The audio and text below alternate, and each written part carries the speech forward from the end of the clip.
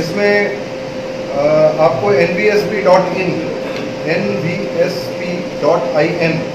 इस वेबसाइट पर जाकर आप वोटर आईडी के लिए, वोटर रजिस्ट्रेशन के लिए अप्लाई कर सकते हैं। एक बार वोटर रजिस्ट्रेशन हो जाता है तो उसके बाद फिर आप एपिक कार्ड के लिए अप्लाई कर सकते हैं।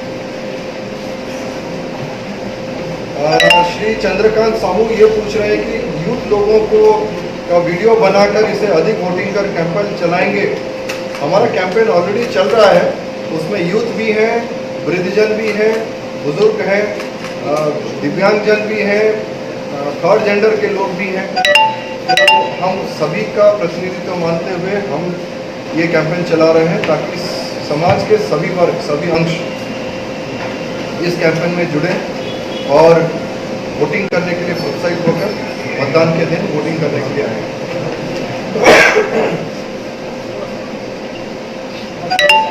आशीष अग्रवाल फिर से क्वेश्चन पूछ रहे हैं कि क्या वोटर आईडी के लिए अभी भी अप्लाई कर सकते हैं क्या?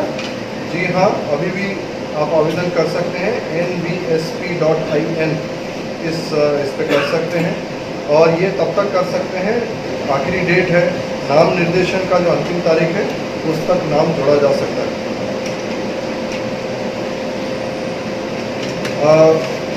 एक बिना आइडेंटिफिकेशन का प्रश्न आया कि एक आदमी का 2 स्थान पर आईडी कार्ड बन गया है तो क्या एक को बंद करेंगे? जहाँ देखिए, अगर आपका नाम 2 जगह आ गया है तो जिस जगह से आपका नाम हटाना है वहाँ फॉर्म 7 और प्रारूप 7 भरकर आप अपना नाम हटा सकते हैं। नाम हटाने के लिए प्रारूप 7 में भरना होगा।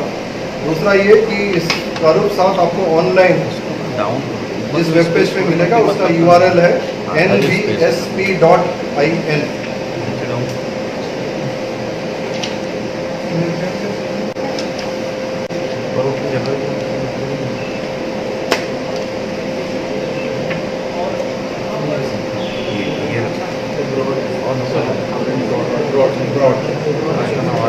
एक प्रश्न ये है कि जो अब्रॉड में है, विदेश में है, क्या उनकी वोटिंग के लिए कोई व्यवस्था है? तो इसमें स्पष्ट किया गया था समाचार पत्रों के माध्यम से भी कि चाहे वो अब्रॉड हो, विदेश में हो, देश में और किसी जगह पे हो, उनको स्वयं फिजिकली अपने निर्धारित पोलिंग स्टेशन पर उपस्थित होना होगा ताकि वो अपना वोट दे सकते हैं। अभी तक ऐसा कोई प्रावधान कानून में नहीं है जहां आप विदेश में रहकर या दूसरे स्थान पर रहकर आप यहाँ पर वोट दे सकते हैं। इसलिए आपको यहाँ उपस्थित होकर ही वोट देना पड़ेगा जहाँ पर आप एक रजिस्टर्ड वोटर हैं। लेकिन अगर आपने रजिस्ट्रेशन नहीं किया है तो वहाँ फॉर्म 6 में पहली बार रजिस्ट्रेशन कराएंगे, नहीं तो फॉर्म 6A में नाम जोड़ने या सुधारने के लिए आप आवेदन कर सकते हैं। घनश्याम जायसवाल ये पूछ रहे हैं कि अन्य जिलों के निर्वाचन कर्मचारियों को डाक मतपत्र प्राप्त करने में दिक्कतों को दूर किया जाए। इसके लिए हमने इंस्ट्रक्शन जारी कर दिए हैं।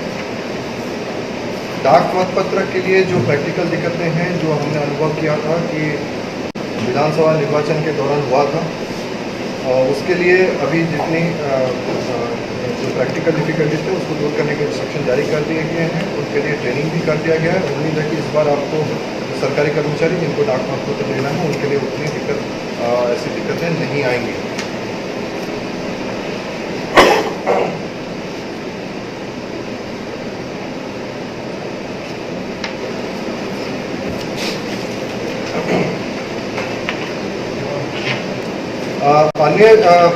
अन्य जिले में जिला निर्वाचन अधिकारी को डाक मत प्राप्त करने वाली दिक्कतों को दूर करने के लिए जो इंस्ट्रक्शन दिए गए हैं उसमें प्रारूप डाक मतपत्र के जो प्रारूप 12 होता है उसको भरकर आपको देना है, और इलेक्शन ड्यूटी सर्टिफिकेट के लिए प्रारूप 12A जो संबंधित जिले में उसको भेजना होता है। अगर आपने दिया है तो उसमें कोई दिक्कत नहीं होगी। पुलिस कर्मचारियों के लिए जिनकी ड्यूटी सिक्योरिटी ऑपरेटर्स में लगता है तो उनके लिए पृथक से व्यवस्था की गई है। उनके नोडल अफसर्स बनाए गए हैं और उन नोडल अफसर को स्पेसिफिक इंस्ट्रक्शंस दे दिए गए हैं।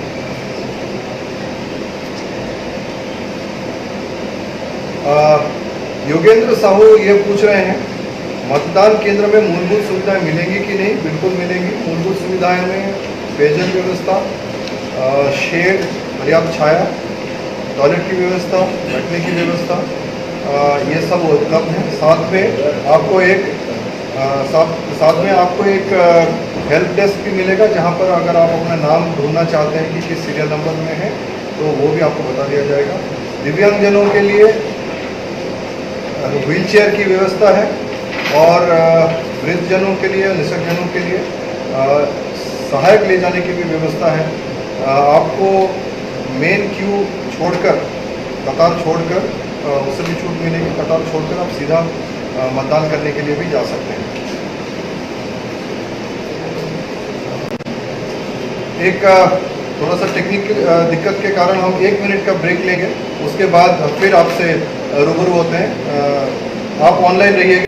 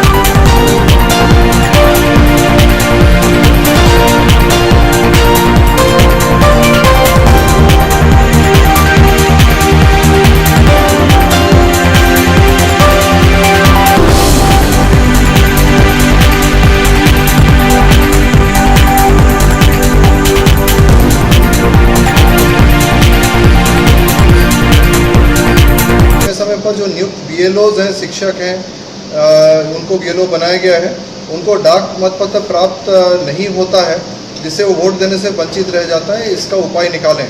देखिए, रूल तो स्पष्ट है कि BLOs को अगर वो अपने क्षेत्र से बाहर काम कर रहे हैं तो उनको डाक मतपत्र दिया जाएगा। सामान्यतः BLOs उसी गांव के होते हैं जिस गांव में उनकी ड्यूटी लगी है। हमारा पहली प्राथमिकता ये रहती है। तो अगर उसी गांव के हैं तो उनको डाक मतपत्र नहीं मिलेगा। अगर दूसरे गांव के से हैं या दूसरे गांव से आकर उनकी ड्यूटी लगाई जाती है तो और दूसरी जगह वो मतदाता के रूप में वे रजिस्टर्ड हैं तो उनको बाकायदा BLO की ड्यूटी के निभाने के लिए डाक मतपत्र की व्यवस्था रहेगी। वोटर ID में नाम जुड़वाने के लिए जिला रायगढ़ से जांजगीर चांपा में नाम जोड़ने के क्या करना चाहिए? केयूर तिवारी जी का ये है। इसमें आपको रायगढ़ में फॉर्म 7 आपको भरना है और जांजगीर चांपा के लिए फॉर्म 6 भरना है। फॉर्म 7 में आपका डिलीशन हो जाएगा, फॉर्म 6 में आपका नया नाम उसमें जुड़ जाएगा। आशीष अग्रवाल फिर पूछ रहे हैं कि वोटर ID के लिए अप्लाई करने तो कितने दिनों में मिलेगा? सामान्यतः 10-15 दिन लगता है, लेकिन कई बार अगर वेरिफिकेशन या कहीं ऑब्जेक्शन रखता है तो 1 महीने से ऊपर का भी समय लग सकता है। लेकिन वर्तमान में चूँकि समय कम है, आपको आवेदन तत्काल कर लेना चाहिए और नाम निर्देशन का जो आखिरी दिन है उसके पश्चात वैसे भी इसके लिए एप्लीकेशन मान्य नहीं होगा। फिर उसके बाद इलेक्शन के पश्चात आप अपना नाम जोड़ने के लिए आप अप्लाई कर सकते हैं। श्रीकांत लश्कर जी मैसेज कर रहे हैं कि डाक मतपत्र भरने हेतु राज्य के समस्त कर्मचारियों को प्रशिक्षण दिया जाना चाहिए जिसमें वोट में दिक्कत न हो। देखिए, इसके लिए सभी स्टाफ को प्रशिक्षण दिया जा रहा है, उनके नोडल ऑफिसर्स को भी दिया जा रहा है। अगर आपको किसी प्रकार की शंका है अभी भी तो या तो आप 1950 में पूछ सकते हैं या फिर आपके संबंधित जो जिला निर्वाचन कार्यालय उसमें जो नोडल ऑफिसर है उनसे संपर्क कर सकते हैं। अंकित मिश्रा पूछ रहे हैं कि दूसरे शहरों में जो प्राइवेट जॉब करते हैं उनको कैसे वोट कर सकते हैं? देखिए, जॉब कोई भी करें, प्राइवेट हो या सरकारी, जिस जगह पे आपका नाम वोटर्स लिस्ट में दर्ज है उसी जगह पे ही आप वोट कर सकते हैं। इसलिए आपको उस दिन का अवकाश लेकर आना पड़ेगा। सामान्य तौर पर शासन वोटिंग के दिन सभी कार्यालयों को अवकाश घोषित करने के लिए निर्देशित करता है। छत्तीसगढ़ के लिए बिल्कुल ये कड़ाई से पालन भी किया जाता है। अगर आप छत्तीसगढ़ के बाहर के हैं तो संबंधित राज्य के प्रशासनिक अधिकारी द्वारा उस दिन को वोटिंग के दिन छुट्टी का डिक्लेरेशन दिया जाता है, उसका आप फ़ायदा उठा सकते हैं।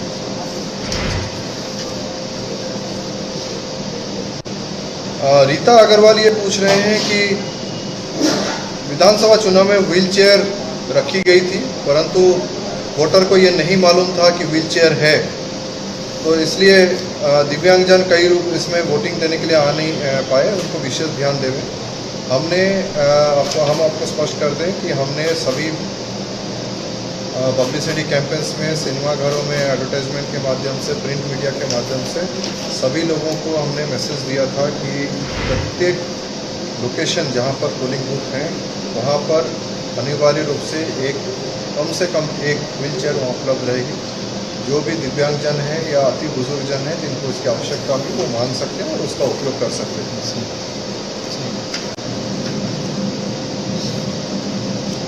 खेम सिंह मरावी पूछ रहे हैं, निर्वाचन आयोग द्वारा चुनाव को हाईटेक बनाने के लिए जो अलग अलग रूप में जो भी प्रयोग किए जा रहे हैं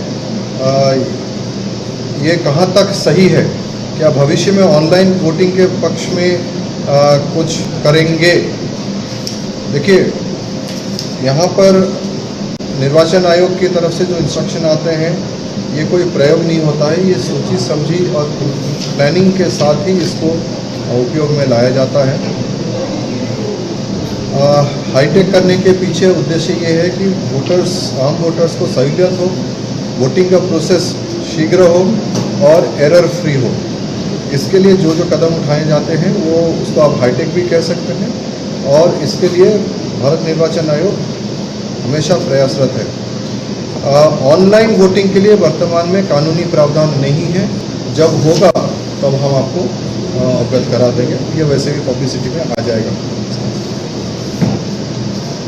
निशा यादव ये पूछ रहे हैं कि वोटर आईडी के लिए गवर्नमेंट नर्सिंग कॉलेज के लिए जो लोग हैं उनका नाम शामिल नहीं हो पाया था। 28 अगस्त को उन्होंने आपने अप्लाई किया था, ऐसा लग रहा है आपके मैसेज से। तो इससे में हमारा सुझाव ये है कि आप अपने संबंधित क्षेत्र जहाँ पर भी आपने अप्लाई किया था ERO जो कि तहसीलदार होते हैं उनसे तुरंत मिलिए, वो अभी भी आपका नाम जुड़वा सकते हैं, अभी भी समय है, तो तत्काल उनको संपर्क करें, किसी भी कार्यालयीन समय में उनको संपर्क कर सकते हैं। और इसकी शिकायत आप आपके ज़िले के जो टोल फ्री नंबर है 1950 उसमें भी कर सकते हैं। सोमनाथ साहू ये पूछ रहे हैं कि मेरा परिचय पत्र बन सकता है क्या? जी हाँ, बिल्कुल, अभी भी आपका परिचय पत्र बन सकता है। इसके लिए आपको वही nvsp.in पोर्टल में आपको आवेदन देना होगा। और अगर आप रजिस्टर्ड नहीं हैं तो फ्रेश आवेदन देंगे फॉर्म 6 में। रजिस्ट्रेशन होने के बाद आपका परिचय पत्र बन जाएगा, आप उसको ले सकते हैं। अगर आपका रजिस्ट्रेशन हो चुका है और परिचय पत्र नहीं मिला है तो उसके लिए सीधे तहसील कार्यालय में आप निर्वाचन शाखा में आवेदन दे सकते हैं। आपको उसमें उसके अगेंस्ट में आपको एपिक कार्ड मिल जाएगा। और अगर आप ऑनलाइन आवेदन करना चाहते हैं तो nvsp.in पोर्टल में आप एपिक कार्ड के लिए भी ऑनलाइन आवेदन कर सकते हैं। नवीन गुप्ता जी पूछ रहे हैं कि वोटर आईडी बनाने के लिए वोटर कार्ड का समय कब तक है, कृपया इस पर भी हमें बताएं। इस हेतु 1950 में शिकायत दर्ज कराना होगा। संबंधित अधिकारी को निर्देश दे दिए जाएंगे। अगर आप व्यक्तिगत रूप से संपर्क करना चाहते हैं तो संबंधित तहसीलदार या ERO जो होते हैं, electoral roll officer, registration officer, उनसे आप अपने तहसील कार्यालय में मिल सकते हैं। एक प्रश्न रिपीटेशन है लेकिन फिर भी मैं बता दे रहा हूँ। ऐसे स्टूडेंट जो उच्च शिक्षा के लिए बाहर जाते हैं या एग्ज़ाम के कारण नहीं आ सकते हैं, उनके लिए ऑनलाइन वोटिंग की सुविधा होनी चाहिए। देखिए, मैंने क्लियर अभी कहा था ऑनलाइन वोटिंग के लिए अभी कोई कानूनी प्रावधान या व्यवस्था नहीं है। आपको ये भी बता दें कि जिस दिन को वोटिंग होती है उस दिन इंस्ट्रक्शंस ये हैं कि ना तो आपके एग्ज़ाम्स होंगे ना आपका कार्यालय कार्यरत रहेगा। उस दिन को छुट्टी डिक्लेयर होता है ताकि आप वोट दे सकें। भारत में ये प्रावधान है, तो उसके हिसाब से आप आ सकते हैं। अगर आपका डेट, एग्ज़ाम का डेट क्लैश कर रहा है तो आप रिक्वेस्ट कर सकते हैं। उस पर आपके जो हायर एजुकेशन को जो संस्थाएं जहाँ पे आप पढ़ रहे हैं वो उस पर विचार अवश्य करेंगे, ऐसा मेरा मानना है। अगर इसके बाद भी आप के हैं और हम उनके साथ इस मैटर को टेकअप कर सकते हैं उस संस्था के साथ कि आपको इस दिन को अवकाश देना चाहिए। अविनाश साहू पूछ रहे हैं कि क्या नेत्रहीन मतदाता को एक सहयोगी मिलता है? जी हाँ, नेत्रहीन मतदाता अपने साथ एक अंदर पोलिंग स्टेशन के अंदर मतदान करने के लिए एक सहयोगी ले जा सकते हैं, लेकिन उस सहयोगी को एक घोषणा पत्र वहाँ पर भर कर देना होगा। उसके बाद उसको आपके साथ वोटिंग करने के लिए जाने की अनुमति होगी। अंकित मिश्रा ये पूछ रहे हैं कि वोटर लिस्ट में नाम जुड़वाने के लिए सही ऑनलाइन काम भरने के लिए हमें भी उसके बाद भी हमें तहसील बुलाया जाता है, ऑनलाइन करने का कोई मतलब नहीं है। देखिए, ऐसा हमेशा नहीं होता है। ऑनलाइन भरना एक आवेदन का प्रक्रिया है, इसको आप ऑनलाइन भर सकते हैं या फिर पर्सनली कार्यालय में जमा कर सकते हैं। आपको ऑनलाइन भरने के पश्चात तभी बुलाया जाता है तहसील कार्यालय में जब BLO के द्वारा जब आपके नाम का सत्यापन किया जाता है। उसमें अगर पुष्टि नहीं हो पाती है या फिर किसी प्रकार का अड़चन आता है या प्रूफ नहीं हो पाता है या किसी ने ऑब्जेक्शन लिया है गांव में या शहर में, तो उसके लिए आपको डॉक्यूमेंट्स पेश करने के लिए तहसील कार्यालय में बुलाया जाता है। ये एक प्रक्रिया है और ये 100% प्रकरणों में ऑनलाइन आवेदनों में नहीं होता है। ये मात्र 10 से 15% जहाँ पे डाउटफुल केसेस होते हैं या किसी ने ऑब्जेक्शन दिया ऐसे केसेस में ही आप उनको बुलाया जाता है।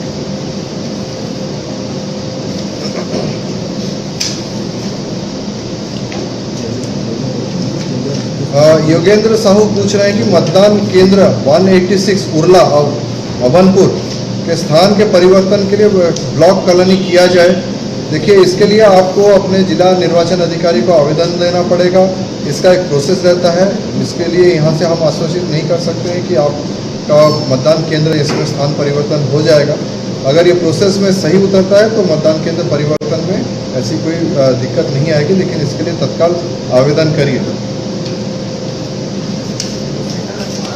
श्री नसीम अहमद एक मैसेज दिए हैं, शानदार कार्यक्रम के लिए सीओ सर को बधाई।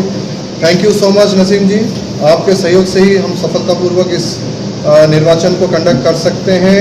उसके लिए आप सभी को, आपके और आपके साथियों को सभी को धन्यवाद। विनय पोर्ते लिख रहे हैं कि कोरबा लोकसभा सीट आदिवासी बाहुल्य है, इसके लिए अनुसूचित जनजाति के लिए आरक्षित किया जाना चाहिए। कोरबा सीट जो है, आपकी जानकारी के लिए बता दूं, ये ऑलरेडी आरक्षित सीट है। योगेंद्र चेक कर लिया, कोरबा नहीं,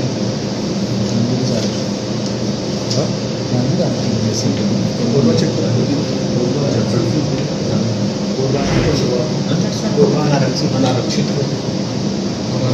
जब तक सीधा मुझे पर्ची मत दिया करो, उसको प्रॉब्लम होती है। मैं पढ़ देता हूँ फिर उसके बाद आंसर नहीं मिलता, पर्ची उधर दो, वहाँ से मत उधर दो, उसको देना अभी ऑनलाइन। विनय पोते जी, मैं थोड़ा सा माफ़ी चाहूँगा, इसमें पर्ची में जो आया है उसमें थोड़ा सा मुझे कन्फ्यूजन हो गया। तो आपका प्रश्न सही है। कोरबा लोकसभा सीट आदिवासी बाहुल्य है, इसके लिए अनुसूचित जाति के लिए, जनजाति के लिए आरक्षित किया जाना चाहिए, लेकिन वर्तमान में वो आरक्षित नहीं है। जांजगीर चांपा आरक्षित है। इसमें जो रूल जो है वो ये है कि जितना परसेंटेज में सीट्स आरक्षित होना चाहिए, उस परसेंटेज के हिसाब से हम सबसे ऊपर से सबसे अधिक बाहुल्य कॉन्स्टिट्यूएंसी से लेकर सीरियली नीचे कम में आते हैं। तो जहाँ पर वो कोटा खत्म हो जाती है उतने ही रिजर्व होते हैं, उसके आगे नहीं होता है। तो इस कारण कोरबा नहीं हुआ है, क्योंकि कोरबा जो है उस मिनिमम जो संख्या होना चाहिए जिसमें परसेंटेज के हिसाब से वो उतने सीट्स का जिनका आरक्षण किया जाता है उसमें नहीं आ पाता है, इसलिए कोरबा उसमें शामिल नहीं है। योगेंद्र साहू मतदान केंद्र पूछ रहे हैं कि मतदान केंद्र मूलभूत सुविधाएं मिलेंगी नहीं। मैंने आपको बता दिया है, हम जो एश्योर्ड मिनिमम फैसिलिटीज देते हैं, छाया, पानी, बिजली, रैंप, व्हीलचेयर, वृद्धजन और दिव्यांगजनों के लिए अलग से लाइन से मुक्ति पाकर सीधा वोट देने की सुविधा, ये सब सुविधाएं हम वहाँ पे उपलब्ध कराते हैं। चंद्रमोहन जांजगीर चांपा से पूछ रहे हैं कि डाक मतपत्र बांटने में तहसील कर्मचारी लापरवाही करते हैं, यहाँ वहाँ घुमाते हैं। देखिए, आप अगर शासकीय कर्मचारी हैं और डाक मतपत्र के लिए फॉर्म 12 या 12A के अंतर्गत जो भी आपके लिए एप्लीकेबल होता है उसके लिए आवेदन करते हैं, तो डाक मतपत्र के लिए एक फैसिलिटेशन सेंटर बनाया जाता है हर जिले में, उसमें आप आवेदन दे सकते हैं। आपको किसी कर्मचारी के भरोसे रहने की कोई आवश्यकता नहीं है।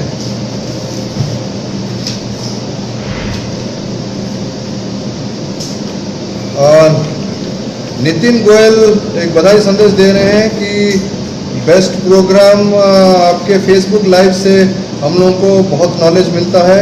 थैंक यू सो मच, आपसे हम उत्साहित हैं आपके स्टेटमेंट से। दिलीप यादव जी ये पूछ रहे हैं कि आदर्श आचरण संहिता की परिभाषा क्या है। देखिए, आदर्श आचरण संहिता का परिभाषा अलग अलग ग्रुप्स, अलग अलग अंशों के लिए अलग अलग है। राजनीतिक दल, पार्टी इन पावर, शासकीय कर्मचारी, इन सब के लिए अलग अलग आदर्श आचरण संहिता का मायने रखते हैं। इसका पालन इन सभी वर्गों को करना आवश्यक है।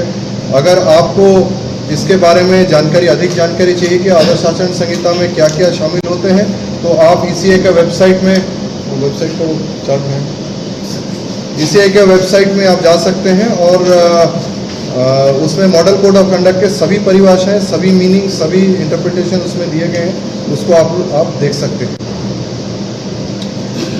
आशीष अग्रवाल फिर से पूछ रहे हैं, सर 1950 पर कॉल करने से सही जानकारी नहीं मिलती है। इसके लिए इम्प्रूवमेंट के कोई स्टेप उठाइए। देखिए, हम आपको ये स्पष्ट कर दें कि 1950 इसलिए नहीं बना है कि आपको कोई जानकारी मिले। 1950 इसलिए बना है कि आप अपना कंप्लेंट दर्ज करा सकें, और अगर आपको किसी प्रकार की जानकारी नहीं मिली है तो आप हमें मैसेज कर दें या यहाँ आकर कार्यालय में हमें मिलें और बताएं कौन से की जानकारी चाहिए। हम अवश्य आपको वो जानकारी आपको उपलब्ध करा देंगे। वैसे भी आप सभी के लिए ये जानकारी मैं दे दूं कि ECI की वेबसाइट में सभी प्रकार के निर्देश, शेड्यूल और जो मॉडल कोड ऑफ कंडक्ट है उसके बारे में वेबसाइट में फ्रीली लिंक्स अवेलेबल हैं। आप उनको डाउनलोड करके पढ़ सकते हैं और देख भी सकते हैं।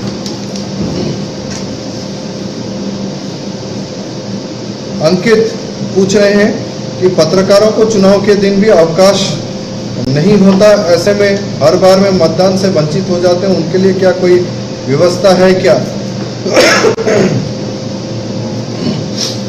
वर्तमान में पत्रकारों के लिए अलग से कोई व्यवस्था नहीं है। हर आम नागरिक, हर आम वोटर की तरह उन्हें भी वोट देने के लिए कहीं ना कहीं जाना पड़ेगा जहां पर वे वोटर के रूप में दर्ज है। हेमंत शर्मा ये पूछ रहे हैं कि आदर्श आचार संहिता में कहीं भी कितनी भी शिकायतें आई हैं मगर इसमें क्या कार्यवाही, इससे सार्वजनिक क्यों नहीं किया जाता? ऐसे में आचार संहिता का क्या मतलब? देखिए, आदर्श आचार संहिता में जितने भी शिकायतें आते हैं सभी शिकायतों पर कार्रवाई की जाती है और जानकारी आप सूचना के अधिकार में ले भी सकते हैं। हर इस टाइप की शिकायतों का निराकरण भी होता है, कुछ में जल्दी हो जाता है, कुछ में समय लगता है, लेकिन इसकी अगर आप सूचना के अधिकार में मांगना चाहते हैं तो आप उसको मांगकर हम RTI के अंतर्गत हम आपको उपलब्ध भी करा सकते हैं। अभी मैं थोड़ा सा वापस आऊँगा। दिलीप यादव जी का जो प्रश्न था कि आचार संहिता का परिभाषा क्या है, मैं आपको एक लिंक बता देता हूँ, इसको अगर देख सकते हैं ECI.gov.in, इस लिंक में अगर जाएंगे तो इसमें आपको आदर्श आचार संहिता के संबंध में पूरी जानकारी, सभी तथ्य, सभी स्पष्टीकरण, सभी शंकाओं का समाधान ये आपको इस वेबसाइट में मिल जाएगा। इसको आप नोट कर लीजिए, ECI.gov.in, इसमें आप जा सकते हैं।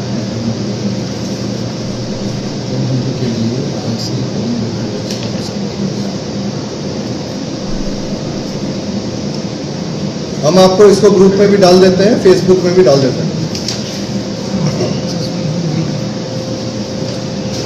रीता अग्रवाल जी पूछ रहे हैं कि दिव्यांग वोटर जो 100% दिव्यांग हैं वे हमेशा बिस्तर पर रहते हैं और निर्वाचन आयोग उनके लिए क्या विशेष सुविधा उपलब्ध करा सकती है?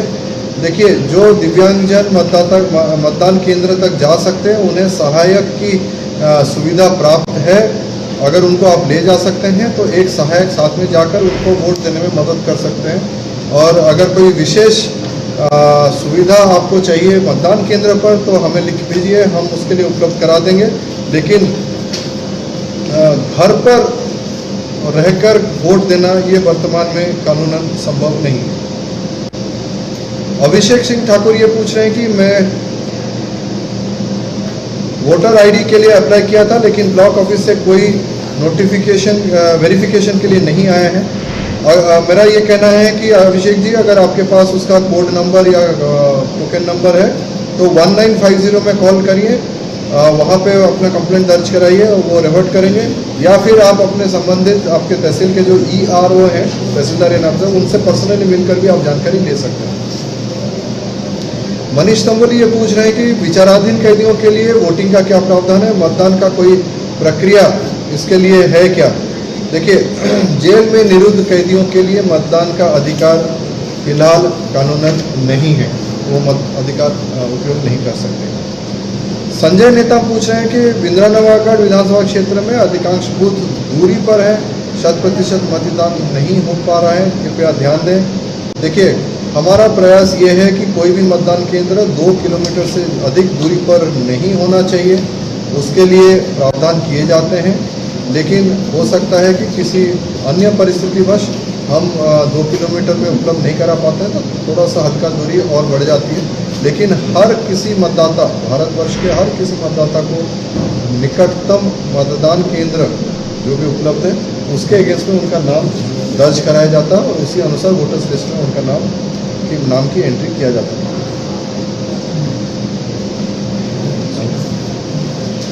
तमन्ना जायसवाल पूछ रहे हैं कि थर्ड जेंडर के लिए पोलिंग बूथ पृथक से पोलिंग बूथ की व्यवस्था हो सकती है क्या? देखिए, ऐसा कोई प्रावधान नहीं है, ना संभव है, क्योंकि संख्याएं अगर अधिक होती हैं तो हम अतिरिक्त बूथ के लिए हम विचार कर सकते हैं, लेकिन थर्ड जेंडर में एक या दो व्यक्तियों के लिए पृथक बूथ बताना या बनाना संभव नहीं है। पुष्पेश जनसेना ये पूछे कि आचार संहिता में किसी सरपंच के पद से हटाकर पंच को सरपंच नियुक्त किया जा सकता है? देखिए, ऐसा कोई सीधा प्रावधान नहीं है। इस विषय में अगर कोई शिकायत है तो उसको लिखित में शिकायत भेजिए। इस प्रकरण पर विचार करके हम पूरा डिटेल लेने के बाद ही हम निर्णय ले सकेंगे। अगर कोई गलत काम हुआ है, नियम विरुद्ध हुआ है, तो उस पर कार्यवाही भी की जा सकती है। आशीष गुप्ता ये पूछ रहे हैं कि नौकरी के कारण घर से दूर रहने वालों को पोस्टल बैलेट नहीं मिलता है, क्यों? देखिए, कानूनन ये है कि नौकरी के कारण जो घर से दूर रहते हैं, सरकारी लोग जो ड्यूटी पे रहते हैं उनके लिए पोस्टल बैलेट की सुविधा है। प्राइवेट व्यक्ति के लिए पोस्टल बैलेट की सुविधा नहीं है। उनको अवकाश के दिन, जो कि पोलिंग डे अवकाश का दिन होता है, तो अवकाश के दिन ही उनको वोटिंग के लिए प्रेरित करना चाहिए और उनको आना भी चाहिए। नरेंद्र कुमार साहू ये लिख रहे हैं कि डोंगरगढ़ के बूथ 134 में निःशक्त और बुजुर्ग के लिए सुविधा नहीं था। मॉडल मतदान केंद्र बहुत अच्छा था।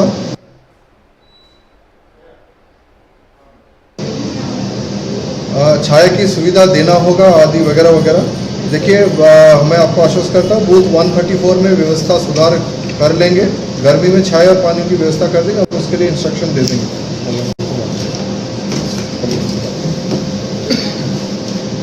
राकेश राजपूत ये पूछ रहे हैं, सर प्राइवेट कंपनी वाले वोट डालने में छुट्टी नहीं देते, इसके लिए कोई प्रावधान है क्या? जी हाँ, प्रावधान है। मतदान के दिन छुट्टी घोषित होती है। ये शासन द्वारा ही आदेशित किया जाता है मतदान के दिन छुट्टी घोषित करने के लिए। इस दिन न केवल सरकारी कार्यालय बल्कि प्राइवेट समस्त कार्यालय, यहाँ तक कि फैक्ट्रियाँ भी उस दिन लेबर एक्ट के अंतर्गत उनको छुट्टी घोषित करना होता है। ये अलग बात है कि सरकारी दफ्तर पूर्णकालिक छुट्टी उस दिन के लिए करते हैं, लेकिन फैक्ट्रीज चूँकि 24 घंटा बंद नहीं हो सकती, उनको इसलिए उनको शिफ्ट वाइज छुट्टी देने के लिए निर्देशित किया जाता है। लेकिन आश्वस्त रहें कि छुट्टी अवश्य होती है, भले ही कम समय के लिए हो, लेकिन आपको मतदान करने के लिए जितना समय लगेगा उसके लिए आपको छुट्टी अवश्य मिलेगी। अगर आपके फैक्ट्री या प्राइवेट प्लांट में या प्राइवेट फॉर्म में छुट्टी नहीं दे रहे हैं तो आप हमें लिखित में भेजिए शिकायत, हम अवश्य इसमें कार्रवाई करेंगे। दिलीप सोनी ये लिख रहे हैं कि निर्वाचन आयोग पुलिस प्रशासन को सख्त निर्देश दें कि निर्वाचन के समय शिकायत आने पर त्वरित कार्रवाई करें।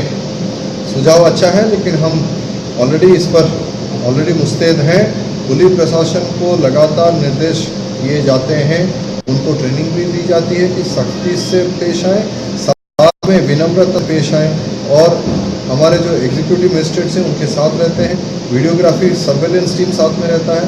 तो पिछली बार अगर आपने गौर फरमाया होगा कि नवंबर दिसंबर के जो हमारे चुनाव हुए थे विधानसभा के, उसमें पुलिस प्रशासन के अगेंस्ट में एक भी शिकायत नहीं प्राप्त हुई थी। इससे आप अंदाज़ा लगा सकते हैं कि उनके लिए जो निर्देश हैं वो कारगर साबित हुए हैं। वैसे ही निर्वाचन पार्लियामेंट इलेक्शन के लिए भी हम दोहराएंगे। अभिषेक सिंह ठाकुर ये लिख रहे हैं,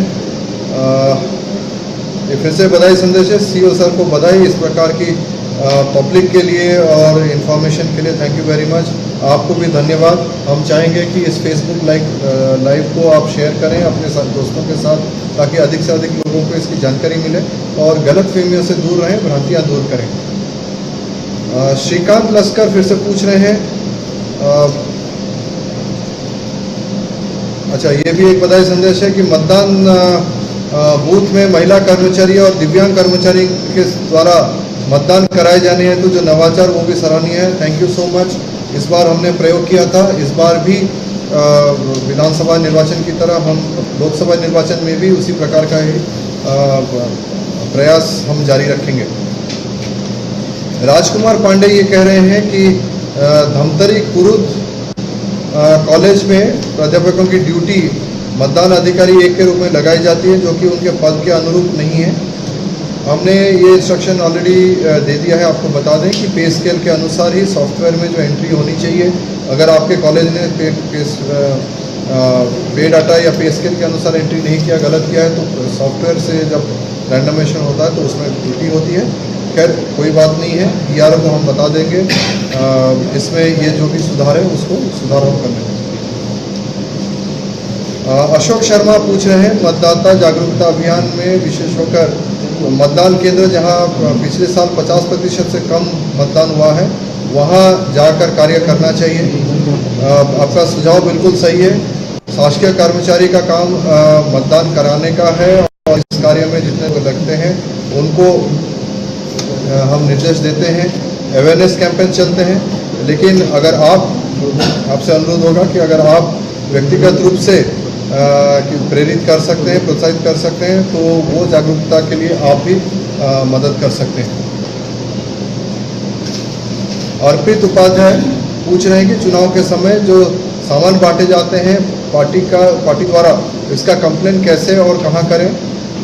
कंप्लेन करने के कई तरीके हैं। एक है 1950 जो कॉल सेंटर है, उसमें आप शिकायत कंप्लेन करा सकते हैं और नोट करा सकते हैं। उसके अगेंस्ट में आपको एक टोकन नंबर मिलेगा। बाद में उस कार्यवाही पर उस शिकायत पर क्या कार्यवाही हुई उसके बारे में आपको जानकारी मिल जाएगी। दूसरा ऑप्शन ये है कि रिटर्निंग ऑफिसर या मुख्य निर्वाचन पदाधिकारी या जो फ्लाइंग स्क्वाड है उनको आप मौखिक या लिखित शिकायत कर सकते हैं। तीसरा, सी विजिल ऐप लॉन्च किया गया भारत निर्वाचन आयोग द्वारा। सी विजिल ऐप आप डाउनलोड करिए अगर आप ऑलरेडी डाउनलोड नहीं किए हैं। ये प्ले स्टोर पर उपलब्ध है। इसमें आप लिंक पर जाइए, प्ले स्टोर से डाउनलोड करिए सी विजिल, CVIGIL, और इसको डाउनलोड करके इंस्टॉल कर लीजिए अपने स्मार्टफोन पर। ये दोनों एंड्रॉयड और iOS अर्थात एप्पल फ़ोन पर काम करता है। इसके माध्यम से आप स्पॉट पर रहकर आप शिकायत का फ़ोटो या 2 मिनट तक, अधिकतम 2 मिनट तक का वीडियो आप जारी कर सकते हैं और ये तुरंत आप अपलोड करेंगे। ध्यान रखिए कि इसमें इस ऐप के जरिए आप स्टोर्ड वीडियो या स्टोर्ड फोटो आप नहीं कर सकते हैं। 5 मिनट के समय के भीतर आपको उसको अपलोड करना होगा, अन्यथा ये डिफ़ॉल्ट में आपका शिकायत कैंसिल हो जाएगा। इसके बाद सी विजिल के माध्यम से जो भी शिकायत प्राप्त होती है 100 मिनट के अंदर हमें निराकरण करके हम आपको अवगत कराएंगे। कई बार जांच हो जाती है, निराकरण के लिए कुछ समय लगता है, तो उसके लिए थोड़ा धैर्य रखिए, लेकिन आपको सी विजिल ऐप के माध्यम से की गई शिकायत की जानकारी मिल जाएगी। इसमें मैं आपको ये भी बता दूं कि सी विजिल ऐप में 2 प्रकार के सिस्टम है। अगर आप अपना नाम और पता सार्वजनिक करना चाहते हैं तो आपको उसका मैसेजेस उसी ऐप में की गई कार्यवाही के बारे में आपको मिल जाएगा। लेकिन अगर आप अपना नाम गोपनीय रखना चाहते हैं तो शिकायत ज़रूर कर सकते हैं, लेकिन उसकी जानकारी आपको नहीं मिल पाएगी क्योंकि आपने अपना नाम वहाँ पे दिया नहीं।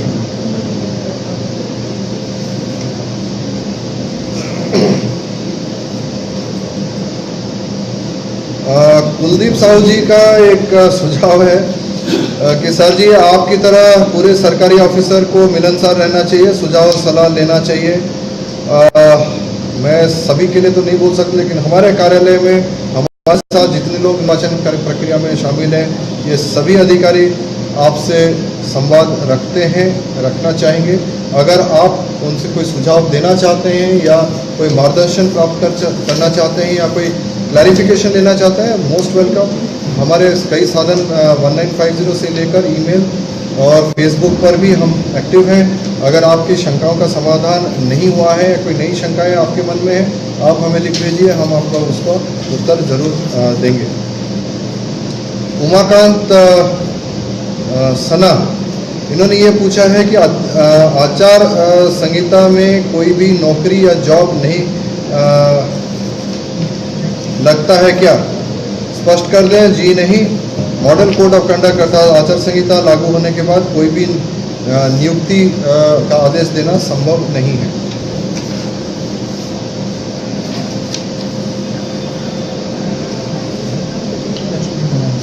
लक्ष्मी नारायण सोनी पूछ रहे हैं कि चुनाव ड्यूटी वाले कर्मचारियों को प्रशिक्षण स्थल पर दी गई जो सुविधा देनी चाहिए। पहले विधानसभा चुनाव में जांजगीर चांपा में सुविधाएं थी, लेकिन सब लोग सबको लाभ नहीं मिला है। इसके बिना 100% नहीं मतदान नहीं हो पाता है। इसमें मैं आपको क्लियर कर दूं कि प्रशिक्षण स्थल पर ही फैसिलिटेशन सेंटर्स होते हैं। अगर आपको EDC जारी किया गया है या पोस्टल बैलेट जारी किया गया है तो फैसिलिटेशन सेंटर पर भी आप डाल सकते हैं और वहीं पे छोड़ के आप जा सकते हैं। आपका वोट उसी से ही गिनती माना जाएगा, प्राप्त होना माना जाएगा। पुष्पेंद्र धनसेना ये पूछ रहे हैं, जिला रायगढ़ ग्राम पंचायत तारापुर में विधानसभा के समय जो नोटिस आचार संहिता पर पंच की नवनियुक्ति पर की गई थी, इसके बारे में क्या हुआ मैं तो अभी तुरंत तो नहीं बोल सकता हूँ, लेकिन अगर आप लिखित में हमें शिकायत भेज दें तो उसमें जो भी कार्यवाही हुई है अवगत करा देंगे, या कोई गलत कार्यवाही हुई है तो उसकी जांच उपरांत हम कार्यवाही सुनिश्चित करेंगे। माकूब हुसैन लिख रहे हैं, निर्वाचन आयोग को बधाई। Thank you Makoob Hussain ji, thank you so much.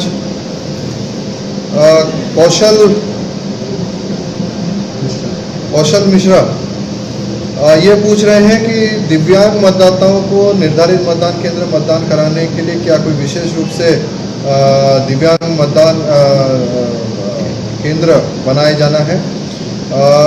देखिए, दिव्यांग मतदान केंद्र अलग से नहीं बनता है, निर्धारित मतदान केंद्र में ही वोट डालने होंगे। सहयोगी को लेकर साथ में आ सकते हैं। हमने इस बार एक विशेष व्यवस्था बनाई है कि दिव्यांगजनों को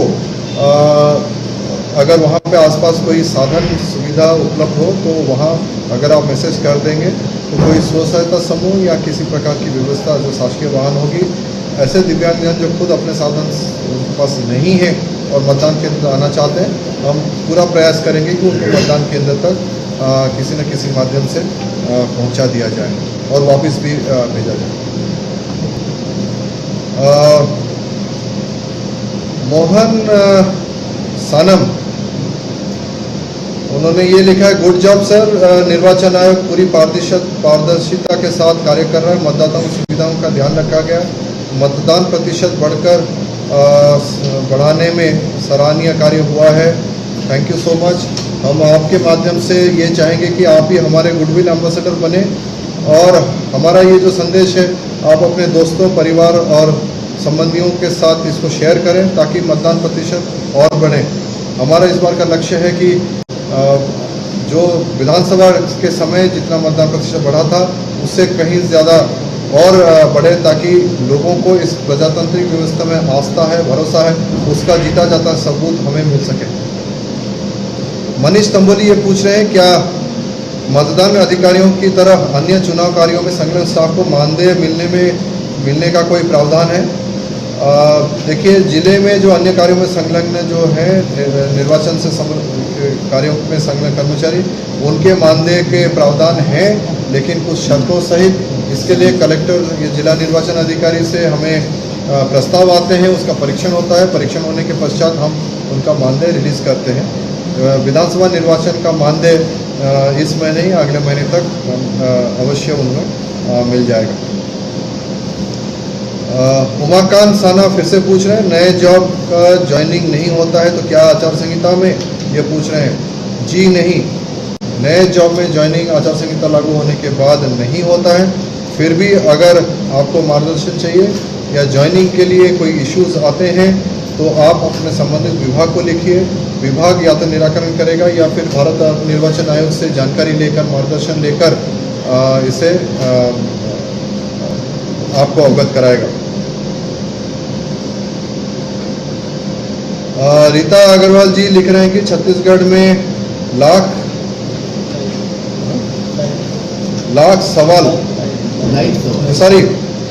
छत्तीसगढ़ में लाइव सवाल के लिए सराहनीय प्रयास के लिए बहुत बहुत बधाई, शुभकामनाएं। Thank you Rita ji. आपको अगर शंकाओं का समाधान हुआ तो हम ये मान लें कि हमारा ये प्रयास अभिनव प्रयास सफल हुआ है।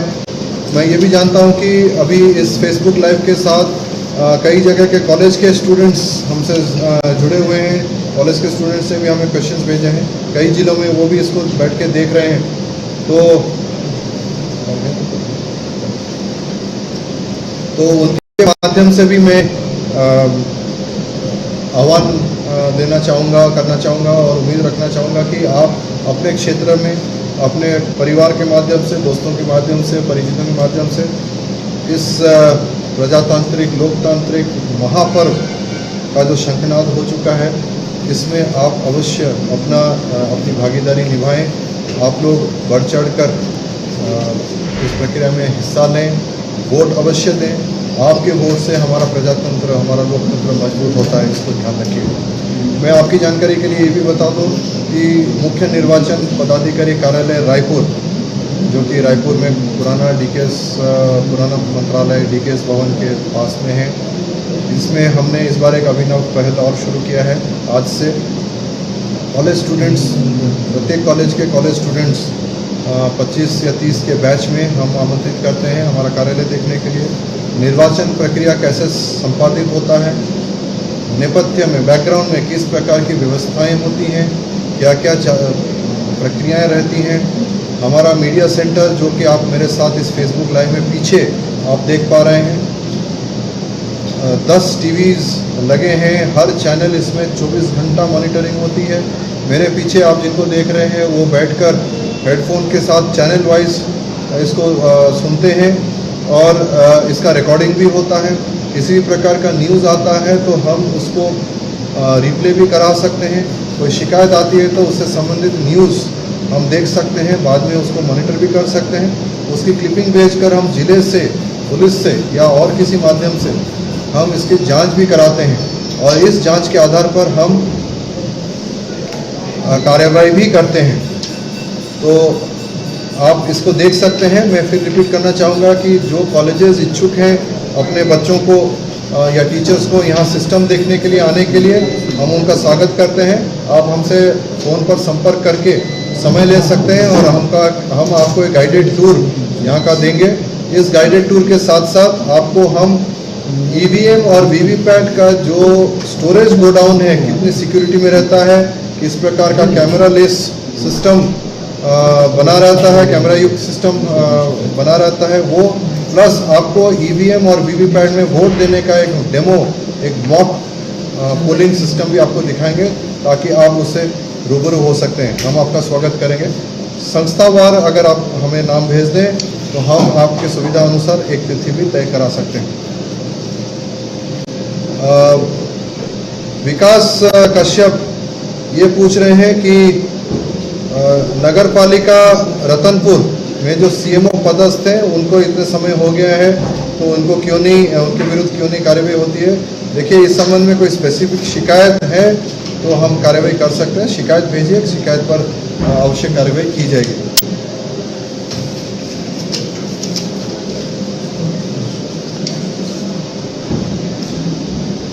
अविनाश उर्वशी ठाकुर, आचार संहिता के दौरान नौकरी से निकाला जा सकता है क्या, क्योंकि दंतेवाड़ा में 294 संविदा कर्मचारियों को निकाला गया है। अगर इसके बारे में कोई आपको शिकायत है, हमारी जानकारी में नहीं है, अगर कोई शिकायत है तो शिकायत भेजिए, हम उसके ऊपर जांच कराकर आवश्यक कार्रवाई जो नियमानुसार संभव है उसमें हम उसी हिसाब से शासन को निर्देश दे सकते हैं। जितेंद्र कुमार साहू ये लिख रहे हैं कि निर्वाचन कार्य का मानदेय चुनाव संपन्न होने के बाद तुरंत नगद में देना चाहिए। देखिए, हम भी सहमत हैं कि मानदेय तुरंत मिलना चाहिए, लेकिन हमारे इंस्ट्रक्शंस ये हैं कि कैश के रूप में मानदेय बांटे नहीं जाएंगे, इसलिए ऑनलाइन या चेक्स के माध्यम से दिए जाते हैं। इसमें समय लगता है। अगर आप सरकारी कर्मचारी हैं, मैं आपको ये भी बता दूं कि विधानसभा निर्वाचन के दौरान सभी सरकारी कर्मचारी जिनकी ड्यूटी लगी थी उनसे हमने बैंक अकाउंट का बैंक अकाउंट नंबर और आईएफएससी कोड मांगा था। बहुत सारे लोगों ने नहीं दिया, कुछ लोगों ने दिया तो गलत दिया, इसके कारण मानदेय बढ़ नहीं पाए समय पे। इसे हमें खेद है, लेकिन अगर सही समय पर और सही नाम और आईएफएससी कोड और बैंक अकाउंट नंबर आते अब तक मानदेय सब बढ़ चुके होते हैं। घनश्याम जायसवाल फिर से पूछ रहे हैं कि निर्वाचन विधानसभा चुनाव के समय जो योजना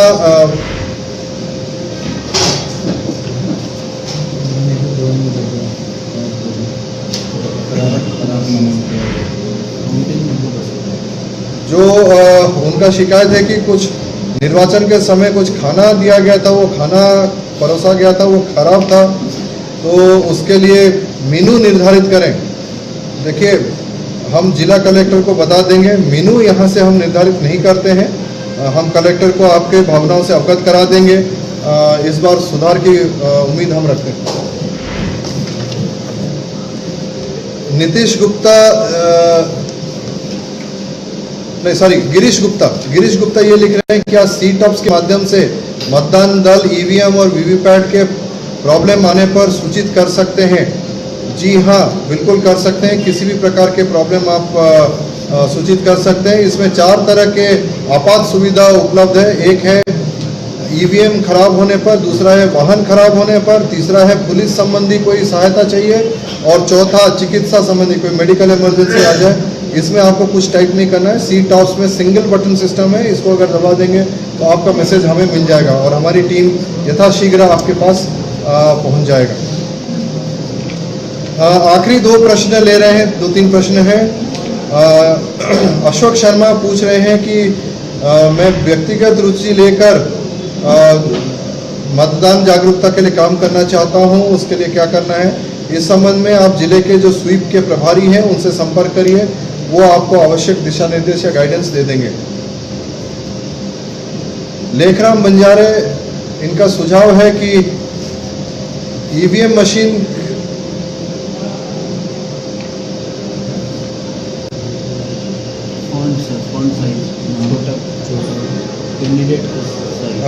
उनका सुझाव है कि ईवीएम मशीन में कैंडिडेट के नाम का जो छोटा सा साइज है उसमें बढ़ाया जाए। इस समय मैं आपको अवगत करा दूं, फॉन्ट साइज पूरे देश भर में फिक्स्ड है, लेकिन आपके सुझाव से हम भारत निर्वाचन आयोग को हम अवगत करा देंगे। वैसे आपको मैं एक चीज़ और भी बता दूं कि पिछली बार एक आवेदन ये आया था, सुझाव आया था किसी से कि कैंडिडेट्स के नाम और पार्टी सिंबल के साथ कैंडिडेट का फ़ोटो भी होना चाहिए।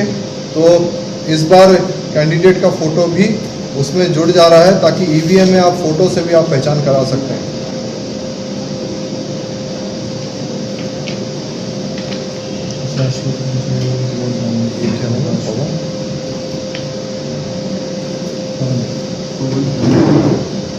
पवन ताम्रकार लिख रहे हैं कि शासकीय कर्मचारी को क्या वोट डालने का अवकाश मिलेगा या नहीं? जी हाँ, बिल्कुल मिलेगा।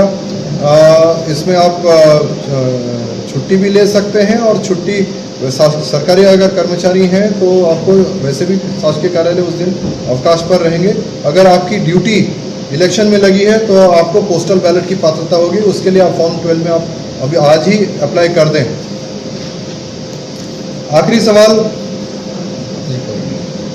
एक और है, शशि देवांगन ये लिख रहे हैं कि मतदाता को अपने साथ में अपने किसी पार्टी विशेष के लिए वोट देने के लिए फोर्स करते हैं तो क्या करें? अगर कोई भी पॉलिटिकल पार्टी के प्रतिनिधि या कार्यकर्ता आपको मतदाता के रूप में किसी पर्टिकुलर पार्टी या कैंडिडेट के लिए वोट देने के लिए फोर्स करते हैं, तो इसकी शिकायत आप 1950 में कर सकते हैं फ़ोन करके, या सी विजिल में फ़ोटो भेज सकते हैं, या फिर जिले के कंट्रोल रूम में शिकायत भेज सकते हैं। इसमें तुरंत कार्रवाई होगी।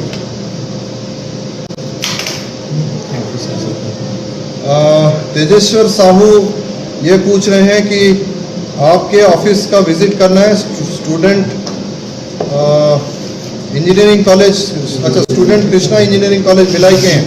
बिल्कुल आपका स्वागत है, आप फ़ोन पे टाइम ले लीजिए, आपके साथ हम अप टू 25 पीपल हम एक डेट फिक्स कर देंगे, टाइम फिक्स कर देंगे। आप आकर यहाँ पे हमारी व्यवस्थाएं बिल्कुल देख सकते हैं। उसके लिए आप हमारे ऑफिस के लैंडलाइन नंबर पे टाइम पता करके आप टाइम पूछ के निर्धारित करा के आ जाइए। एक लास्ट ये है कौशल मिश्रा, कि लाइव, अच्छा उन्होंने एक बधाई संदेश दिया, इसके साथ समाप्त करते हैं। लाइव शंका समाधान के लिए धन्यवाद एवं आभार। आपको भी धन्यवाद, आप सभी ने पेशेंटली हमें सुना और अपना उम्मीद है कि आपकी शंकाएं दूर हुई, कुछ क्लैरिफिकेशन मिले और आपके जो डाउट्स हैं वो क्लियर हुए। एक और मैसेज आ गया कीर्ति जैन कि अगला फेसबुक लाइव कब होगा। जब भी होगा हम आपको 2-3 दिन पहले फेसबुक और ट्विटर के माध्यम से हम आपको अवगत करा देंगे। थैंक यू सो मच और उम्मीद रखते हैं कि आप इस लोकसभा निर्वाचन में मतदाता के रूप में आप ऑलरेडी रजिस्टर्ड हैं। अगर रजिस्टर्ड नहीं है तो कृपया तुरंत रजिस्टर करा लें, अभी भी समय है। और मतदान करने के लिए अवश्य खुद और अपने परिवार के साथ, दोस्तों के साथ संबंधित मतदान केंद्र में अवश्य आएं।